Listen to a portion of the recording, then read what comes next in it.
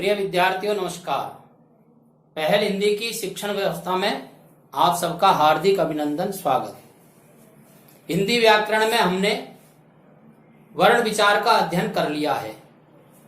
अब हमारा हिंदी व्याकरण का जो दूसरा अंग है शब्द विचार, आज हम उसका अध्ययन करेंगे। तो देखिए, आज का हमारा प्रकरण है शब्द विचार, शब्द की परिभाषा एवं प्रकार। शब्द किसे कहते हैं, शब्द कैसे बनते हैं, उसकी परिभाषा क्या है और किन आधारों पर शब्दों के कितने भेद होते हैं, इसका अध्ययन हम आज करेंगे। वर्णों का अध्ययन हमने किया है। मैं आपके सामने कुछ वर्ण लिखता हूं। जैसे वर्ण है क, अ, म, अ, ल, अ, ऐसे ये 6 वर्ण हैं।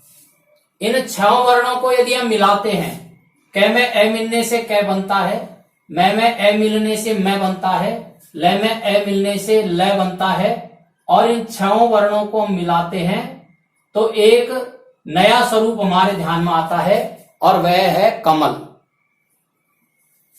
और वर्ण भी लिखता हूं मैं आपके सामने।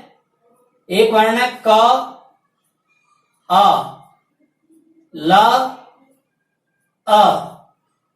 इनको यदि चारों वर्णों को हम मिलाते हैं तो जो स्वरूप बनेगा वो बनेगा कल। र, आ, क, ए, श, ए। इन वर्णों को यदि हम मिलाते हैं तो जो स्वरूप बनता है वह बनता है राकेश। ऐसे ही व, आ, य, ए स्वरूप बनता है वाय। अब आप देखिए, इन वर्णों को मिलाने से कमल बनता है, इन वर्णों के मिलाने से कल बनता है, इन वर्णों के मेल से राकेश बनता है।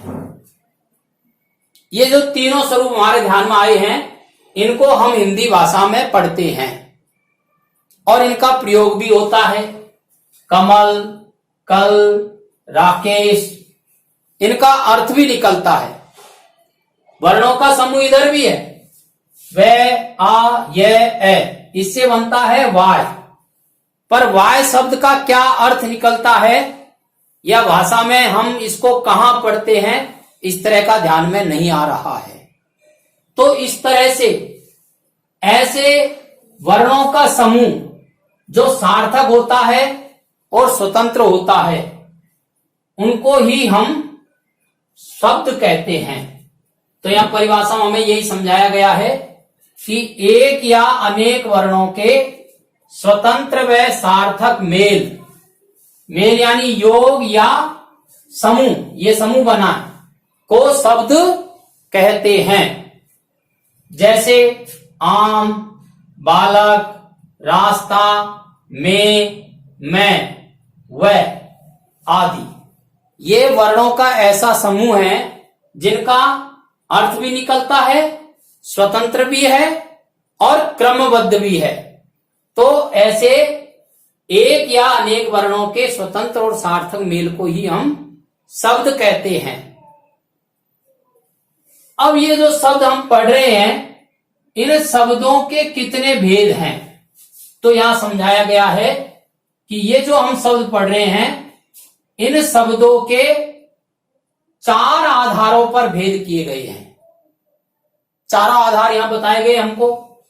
पहला आधार है उत्पत्ति के आधार पर शब्द भेद, दूसरा है व्युत्पत्ति के आधार पर शब्द भेद, और तीसरा है अर्थ के आधार पर शब्द भेद, और चौथा है रूप परिवर्तन या विकार के आधार पर शब्द भेद। व्युत्पत्ति को बनावट भी कहते हैं, बनावट के आधार पर शब्द भेद, इसको बनावट भी कहते हैं। ऐसे 4 आधारों पर शब्दों के भेद किए गए हैं। फिर भेदों के भी आगे भेद समझाए गए हैं। उत्पत्ति के आधार पर शब्दों के 4 भेद हैं, तत्सम, तद्भव, देशज, विदेशज। व्युत्पत्ति या बनावट के आधार पर शब्दों के 3 भेद हैं, रूढ़ शब्द, यौगिक शब्द, योग रूढ़ शब्द। ऐसे ही अर्थ के आधार पर शब्दों के 2 भेद हैं, सार्थक शब्द और निरर्थक शब्द। ऐसे रूप परिवर्तन या विकार के आधार पर भी शब्दों के 2 भेद किए गए हैं, विकारी शब्द और अविकारी शब्द। फिर ये जो विकारी शब्द हैं इनके 4 भेद हैं, संज्ञा, सर्वनाम, विशेषण, क्रिया। और अविकारी शब्दों के भी 4 भेद हैं, क्रिया विशेषण, संबंध बोधक, समुच्चय बोधक, विस्मयादि बोधक। ऐसे संपूर्ण शब्द भेद का एक परिचय हमारे सामने है। अब हम आगे प्रत्येक आधार पर प्रत्येक शब्द का विस्तृत अध्ययन करेंगे। आप वीडियो को देखते रहें और देखने के लिए इसे सब्सक्राइब कर लें। और ये जो अपना शामपट्ट है इसका आप स्क्रीनशॉट ले लें। धन्यवाद।